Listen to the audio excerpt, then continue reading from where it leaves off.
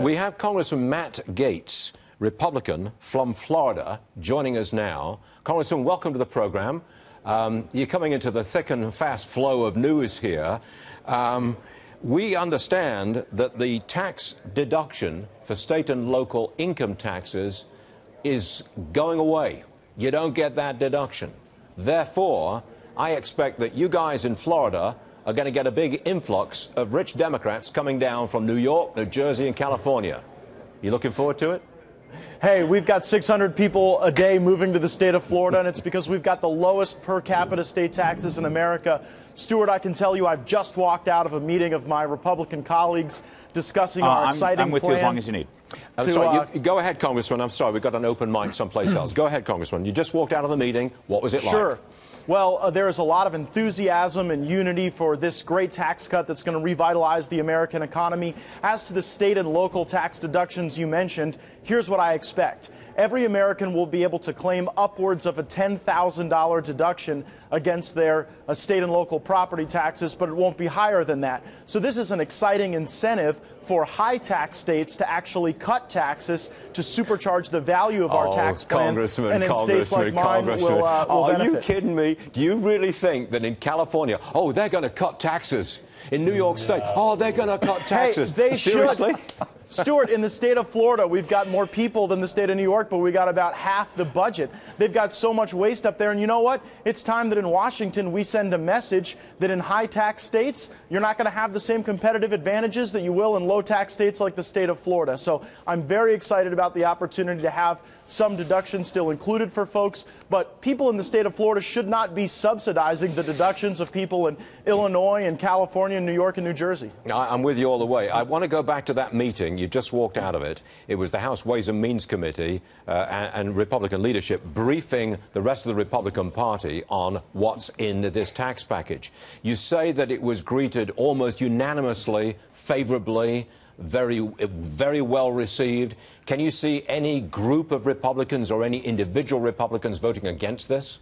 Well, I think there's a key distinction between the tax bill and the health care situation we went through earlier. The leadership understands that this will be an evolving process. I expect there will be changes made to this bill. We'll refine it through amendments offered in both the Ways and Means Committee and on the floor of the House. And I see no major group lining up against this because, look at what the markets are doing. Look at what the excitement over tax cuts is doing to investor confidence and consumer confidence. And after 8 years of an Obama economy that really trapped people, we've got a rescue plan for the middle class and for small businesses that I think will unite all Republicans on Capitol Hill. And it's darn time we do that, Stuart. Here's a problem which I see, and it concerns the 1%. The top income earners, especially if they live in high-tax states, are actually going to be paying more tax.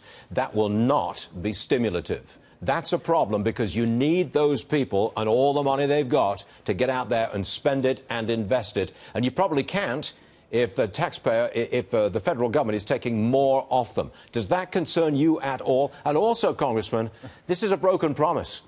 We were all supposed to get a tax cut, and it's not happening. Well, we all will, Stuart, because remember, on those first elements of income, there's still a tax reduction. So as people go up the tax elevator of income, they're still going to be receiving the same tax cuts that all Americans are going to be receiving. So every American will see a reduction in their taxes as a consequence of this bill. I'm confident of it. Remember, it's also a lot of high earners that end up paying the death tax. We are repealing the death tax in this bill. That's going to give people an incentive to be more productive. Well, we're going to phase it out over 6 years, but immediately, we're going to double the exemption that exists in the death tax. So there'll be immediate relief in the death tax right now, and then over the next 6 years, we'll see it completely abolished. That'll be a real opportunity for us to perpetuate the American dream by passing on small businesses and family farms and ensuring that the next generation of Americans can be even more successful. Have you heard from any estate tax lawyers who, they're a cottage industry in escaping the estate tax? They're not going to be very happy with this, Congressman, and there's a lot of them in Florida, I'm sure. There are, and we haven't drafted this bill for the lawyers and the accountants. We've drafted this bill for the American people. And frankly, one of the most exciting things about this legislation is that 9 out of every 10 Americans will be able to fill out their taxes on a postcard. getting rid of the compliance costs and the compliance challenges that burden so many American families. Okay. There's no reason why in America we can't have a fair, simple tax system, and this is a great step in that direction. Congressman Matt Gaetz, Republican, Florida. Thanks for joining us, sir.